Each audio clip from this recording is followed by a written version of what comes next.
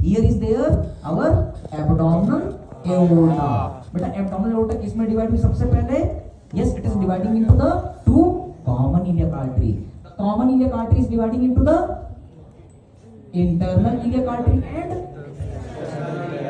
yes, the external iliac artery is coming into the our thigh.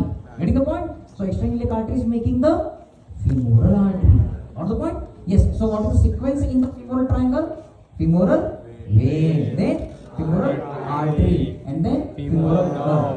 Now this femoral artery is starting from which point? What is the name of this point? Yes, this is the our meeting point. Now it is reaching up to which point? That is the hiatus magnus. Okay. Now the same artery is known as popliteal artery. This popliteal artery is running in the popliteal fossa. Where the popliteal artery is ending? Answer is the our yes lower border of the popliteus. Now at the lower border of the popliteus, this artery is dividing into the anterior tibial artery and posterior tibial artery. The anterior tibial artery and in between the two malleoli, it is known as dorsal pedis artery. The dorsal pedis artery is running at the dorsum of the foot.